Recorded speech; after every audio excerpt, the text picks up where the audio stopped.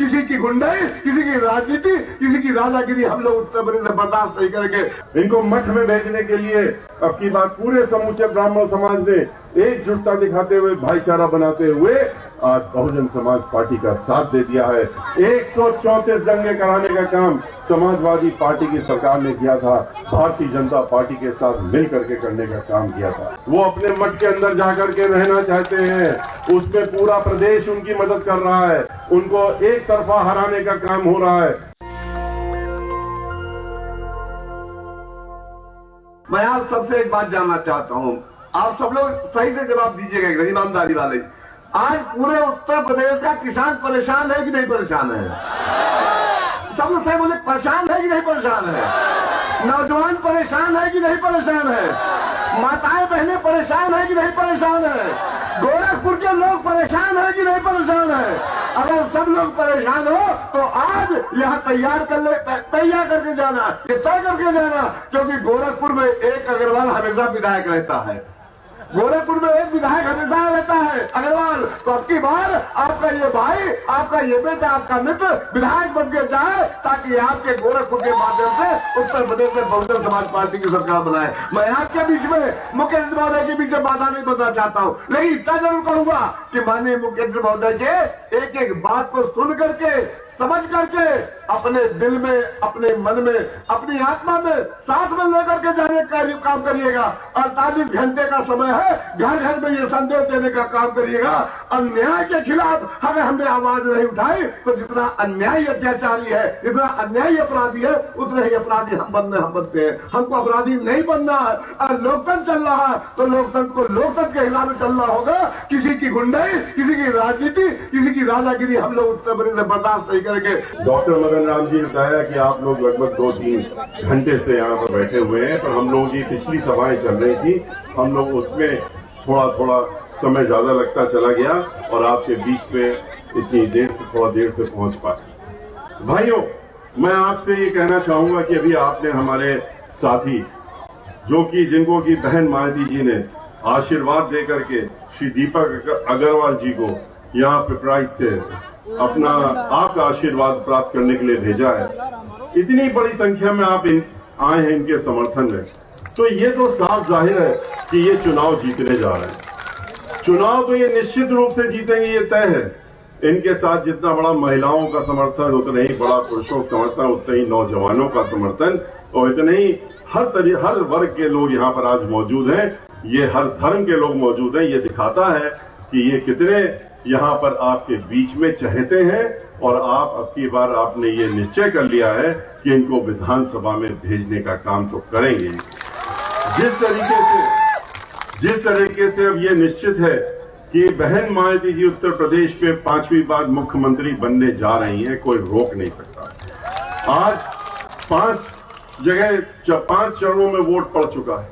एक तरफा बहुजन समाज पार्टी की तरफ जो शुरुआत हुई 10 फरवरी से, वैसे ही पड़ता चला आ रहा है और आगे भी पड़ता रहेगा। 3 तारीख को आपका दायित्व है कि आप दीपक अग्रवाल जी को भी उसी प्रकार से अपने इतने भारी मतों से जिताने की अपनी ताकत दिखाने का काम करिएगा कि इनके जो विरोधी लोग हैं उनकी जमानत जब्त कराइएगा, और अपने लिए, अपना भविष्य बनाने के लिए इसमें अपनी पूरी ताकत लगाने का काम करिए। आपके सामने 3 सरकारें रही हैं।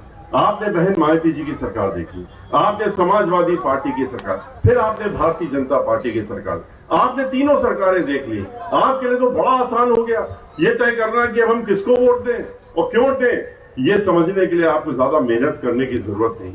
एक तरफ बहन मायावती जी हैं जिन्होंने पूरा चौतरफा उत्तर प्रदेश में विकास करने का काम किया, सर्व समाज को लेकर चलने का काम किया, भाईचारा बनाने का काम किया। एक भी दंगा फसाद उनकी सरकार में नहीं हुआ। उन्होंने महिलाओं को सुरक्षा देने का काम किया। कानून द्वारा कानून का राज चलाने के लिए उन्होंने अपने खुद के भी मेंबर ऑफ पार्लियामेंट को 5 साल तक जेल के अंदर रखा था, जेल के पीछे भेज कर रखा था, क्योंकि उनकी निगाह में अपराधी अपराधी है, चाहे वो कोई अपना हो और चाहे वो पराया हो। इस सरकार की तरह नहीं, अब की मुख्यमंत्री की तरह नहीं कि ये तो मेरा अपना है ये अपनी संकीर्ण सोच रखते हुए ये हमारी बिरादरी का है, ये फला जात का है, ये इस धर्म का है, इसके साथ ऐसा व्यवहार होना चाहिए और इसके साथ ऐसा होना चाहिए, इस तरह का भेदभाव करने का काम बहन मायावती जी नहीं करती थी। बहन मायावती जी ने चौतरफा विकास करने का काम किया था। याद करिए, उत्तर प्रदेश में अंधेरा रहता था, 6,500 मेगावाट की बिजली सिर्फ उत्पादन होता था। बहन मायावती जी ने उसको 13,500 मेगावाट पहुंचा करके उत्तर प्रदेश को उजाले की तरफ ले जाने का काम किया। बहन मायावती जी ने 29,000 जो ये 29,500 डॉक्टर अंबेडकर ग्राम होते हैं उसमें सीसी रोड बनाते हुए उसका समग्र विकास करने का काम किया। 29,500 प्राइमरी स्कूल बनाए, 5,500 जूनियर हाई स्कूल बनाए, 1 दर्जन से ज्यादा मेडिकल कॉलेज, और उन्होंने यूनिवर्सिटी बनाने का काम किया। अंतरराष्ट्रीय स्तर की यूनिवर्सिटी बनाई, अरबी फारसी यूनिवर्सिटी बनाई, डॉक्टर शकुंतला मिश्रा के नाम से लखनऊ में एक ऐसी यूनिवर्सिटी बनाई अद्भुत, जो पूरे देश में क्या विदेशों में भी नहीं है, जो खाली विकलांग जनों के लिए, जहां 20,000 से ज्यादा विकलांग जन आज पढ़ रहा है और हर तरह का विकलांग जन उसमें पढ़ता है। और बहन मायावती जी को हमेशा रोजाना याद करता है कि उनकी वजह से आज उसकी जीविका आगे चलने का काम हो। बहन मायावती जी ने सबके बारे में सोचा, उन्होंने महिलाओं को सुरक्षा देने का काम किया। किसी की मजाल थी कि यह बहन मायावती जी की सरकार थी, अगर रात के 12 बजे भी कोई महिला को जरूरत पड़ती थी घर से बाहर जाने की, हिचकिचाती नहीं थी, क्योंकि वो जानती थी कि इस प्रदेश की मुखिया बहन मायावती जी हैं। लेकिन आज क्या हो रहा है? आज तो इनकी खुद की सरकारी रिपोर्ट है भारतीय जनता पार्टी की, एनसीआरबी की, और जिसमें कहते हैं कि हर 2 घंटे में उत्तर प्रदेश में एक महिला के साथ बलात्कार हो रहा है, और इन्होंने महिलाओं से कहा था हम सुरक्षा देंगे। कितना झूठा वादा करने का काम करते हैं। बहन मायावती जी ने चौतरफा विकास के साथ में हर एक को सुरक्षा देने का काम किया था। इन्होंने तो किसानों को भी ठगा, किसानों को भी छला, उनसे कहा तुम्हें 2 गुना आमदनी कर देंगे। क्या 2 गुना आमदनी कर दी? उन्होंने 25 रुपए गन्ना के दाम बढ़ाए हैं, वो भी अभी 1 महीना पहले चुनाव के। बहन मायावती जी ने, समाजवादी पार्टी ने 35 रुपए बढ़ाए थे जब उनकी सरकार जाने वाली थी, लेकिन बहन मायावती जी ने अपने 5 साल के कार्यकाल में 125 रुपए के गन्ने दाम का जो मूल्य था उसको 250 रुपए पहुंचाने का काम करके 2 गुना पहुंचाने का काम किया। इन्होंने तो 4 काले कानून लाद करके किसानों के ऊपर उनकी जमीन हड़पने की कोशिश करी। अपने चहेते उद्योगपतियों को देने के लिए उन्होंने ऐसा कानून बनाया कि पट्टे में जमीन मजबूरी से देना पड़े। किसान ने आंदोलन किया पूरे देश में, प्रदेश में। वो समझ गया कि ये जमीन हमारे हाथ से हमेशा के लिए चली जाएगी, हमको दोबारा नहीं मिलेगी। 700 से ज्यादा किसान पूरे देश में उनकी मृत्यु हो गई, शहादत हो गई, पर इन्होंने कानून वापस ले लिया।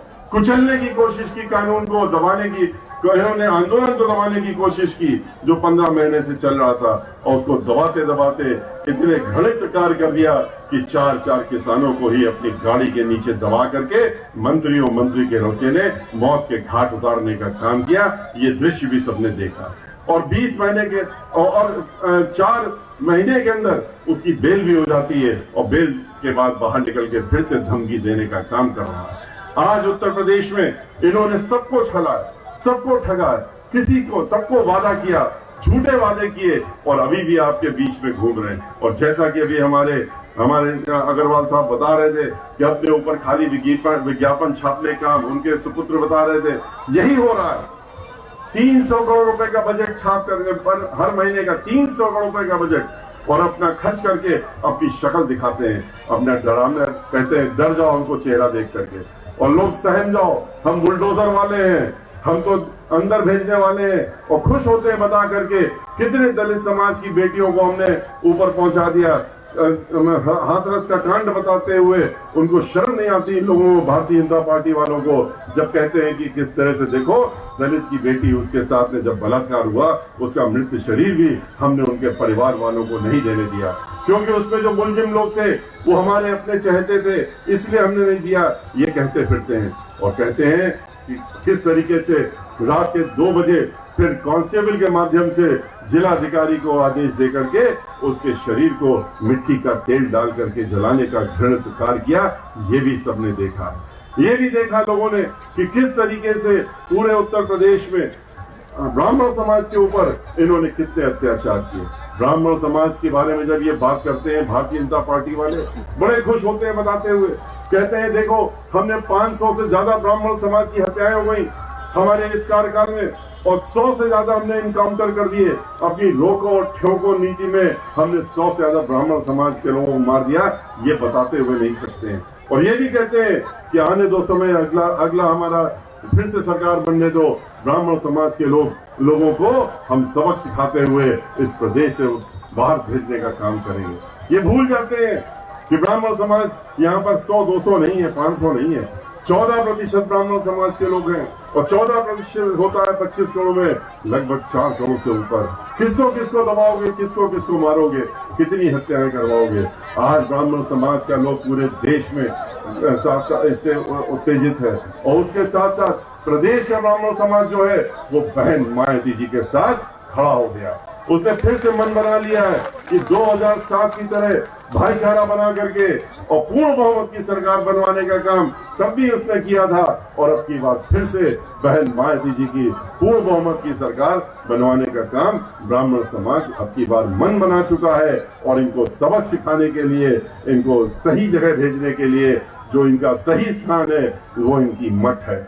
इनको मठ में भेजने के लिए अब की बात पूरे समूचे ब्राह्मण समाज ने एकजुटता दिखाते हुए, भाईचारा बनाते हुए आज बहुजन समाज पार्टी का साथ दे दिया है, और एक तरफा वोट आज बहुजन समाज पार्टी को पड़ रहा। इन्होंने तो मठ की तैयारी शुरू कर दी है, आप लोगों को तो पता ही लग गया होगा। माननीय मुख्यमंत्री जी ने लखनऊ से अपना सामान बांधना शुरू कर दिया है।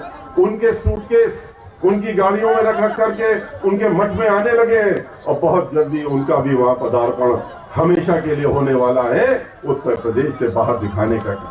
इसलिए भाइयों, आपने हमारे साथियों की बातें सुनी, आपने सबकी बात सुनी, उन बातों को ध्यान में रखिएगा और ये निर्णय लीजिए कि आपको कैसी सरकार चाहिए। क्या आपको समाजवादी पार्टी की सरकार चाहिए या आपको भारतीय जनता पार्टी की सरकार चाहिए? समाजवादी पार्टी की सरकार के बारे में आप अच्छी तरीके से जानते हैं। जैसे ही वो आती है, गुंडागर्दी, माफियागर्दी, डकैती, फिरौती, दहशतगर्दी, लूट मार, बलात्कार और दंगे फसाद शुरू हो जाते हैं। 134 दंगे कराने का काम समाजवादी पार्टी की सरकार ने किया था, भारतीय जनता पार्टी के साथ मिल करके करने का काम किया था। इसलिए इन लोगों को सबक सिखाने का समय आ गया है। इन सब बातों को ध्यान में रखते हुए, चाहे वो बेरोजगार नौजवान युवक हो, चाहे महिलाएं हो, चाहे किसान हो, जो आज छुट्टा जानवरों को ताकते ताकते पूरी रात बिताते हैं, उन सभी लोगों को, और चाहे वो रोजगार करने वाले हों, सर्व समाज के लोग हों, अल्पसंख्यक समाज के लोग हैं, आज सब लोगों को एकजुटता दिखाते हुए और बहुजन समाज पार्टी के हमारे जो प्रत्याशी हैं श्री दीपक अग्रवाल जी को अपना वोट दे करके इनको जिताने का मन बनाते हुए, इतने भारी मतों से जिताने का मन बनाइए और इतने भारी मतों से इनको जिताने का काम करिए कि इनके जो विरोधी लोग हैं उनकी जमानत जब्त करा करके और इनको विधानसभा में भेजने का काम करिए।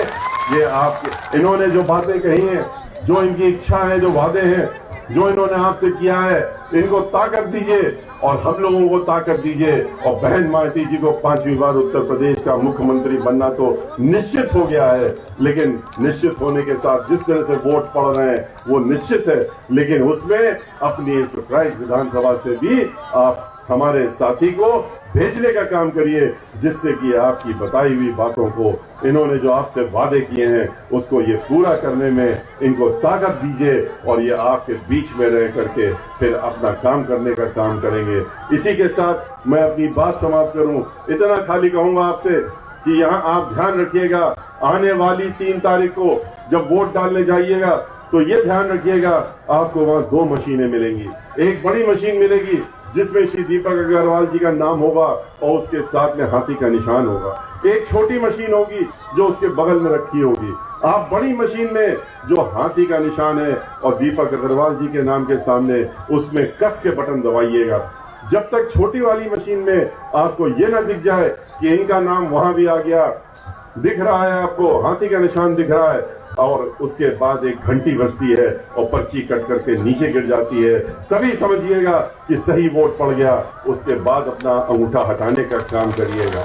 अगर ना पड़े तो अंगूठा लगाए वहां के अधिकारी को बुलाइएगा और बताइएगा कि ये वोट गलत पड़ रहा है, जिससे कि वो मशीन को ठीक करे। अगर हम अंगूठा हटा लिया तो फिर आपका वोट नहीं पड़ पाएगा। इसलिए आने वाली 3 तारीख को मैं आपसे अनुरोध करूंगा कि आप लोग सबसे पहले बाकी दिनचर्या को छोड़ते हुए आप उठ करके जाइएगा अपने अपने पोलिंग बूथ में और वहां पर लाइन लगा करके अपने मत का अधिकार करने का काम करिएगा। वरना अभी नहीं तो पछताएंगे ही पछताएंगे। अगले 5 साल ही नहीं, आपको पूरे जीवन भर पछताना पड़ेगा और ये अफसोस करना पड़ेगा कि हमसे कितनी बड़ी गलती हो गई, हम चूक गए और हमने उस समय ध्यान नहीं दिया। और आज आपकी आने वाली पीढ़ियां भी जो है आपको फिर उसके बाद माफ नहीं करने वाली हैं कि जो उत्तर प्रदेश का हाल अंधकार में अभी पहुंचाया है, इसके बाद ये पता नहीं कहां पहुंचाने का काम करेंगे, ये आप सभी लोग जानते हैं। और आपको भी, आप गोरखपुर के वासी हैं, आपका एक दायित्व भी बनता है कि आप अपने मुख्यमंत्री की भी मदद करिए। क्या मदद करिए? वो अपने मठ में वापस जाना चाहते हैं, वो अपने मठ के अंदर जाकर के रहना चाहते हैं। उसमें पूरा प्रदेश उनकी मदद कर रहा है, उनको एक तरफा हराने का काम हो रहा है। भारतीय जनता पार्टी का आपका सूखड़ा साफ हो रहा है, समाजवादी पार्टी का तो अता पता नहीं है। लेकिन मठ में तो तभी आप पहुंचा पाएंगे जब आप उनको पूरी तरीके से गोरखपुर की भी हर सीट से हरवाने का काम करेंगे और गोरखपुर में भी हर सीट पर बहुजन समाज पार्टी का परचम फैलाने का काम करेंगे। इसके साथ ही मैं आपसे विदा लेता हूं, अपनी बात यही समाप्त करता हूं। जय भीम, जय भारत, जय परशुराम। नेशनल दस्तक की आपसे गुजारिश है कि अगर इसको बचाना चाहते हैं तो नेशनल दस्तक को सब्सक्राइब करने के लिए रेड कलर के सब्सक्राइब बटन को दबाएं, फिर बेल आइकन की घंटी दबाएं। नेशनल दस्तक को बचाने के लिए बहुत जरूरी है कि हर खबर को शेयर करें, लाइक करें, कमेंट जरूर करें।